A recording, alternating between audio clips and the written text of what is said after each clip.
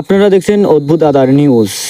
তৃণমূল ও BJP দুই দলের মধ্যে সংঘর্ষ ঘটেছেন তুফানগঞ্জে।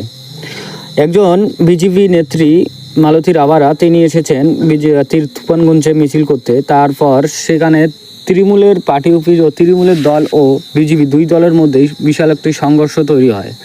আপনারা নিজেই শুনে নেন কি বলছেন বিজেপি ও তৃণমূল দুই দলের মধ্যেই, দুই দলের মতাদর্শ ও দুই দলের কথা শুনে নেন। তৃণমূলের কাজ বৃষ্টি করে না, তৃণমূলের কাজ এলাকায় শান্তি বজায় রাখা। মালতী রাভারা এখানে তুফানগঞ্জকে অশান্ত করতে এসেছিল।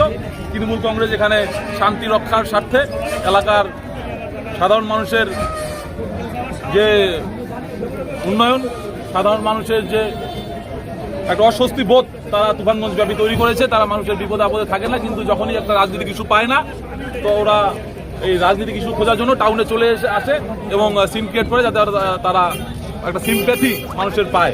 সেই নাটক আর তুফানগঞ্জে চলবে না, চলছে না।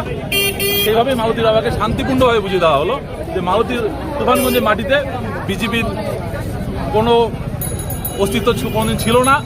হাওয়ায় এসেছিল, তারা হাওয়ায় চলে গেছে গত লোকসভা ভোটে। আর সামনে বিধানসভা ভোটে খোলা মাঠ, এখানে শুধু একটা দলই রয়েছে, তৃণমূল কংগ্রেস। বিজেপির কার্যালয়ে তৃণমূল কংগ্রেস কেন হামলা করতে যাবে?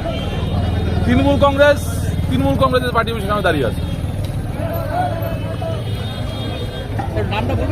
আমি রাজেশ তন্ত্রী, জেলার সাধারণ সম্পাদক, কুচবিহার জেলা তৃণমূল কংগ্রেস।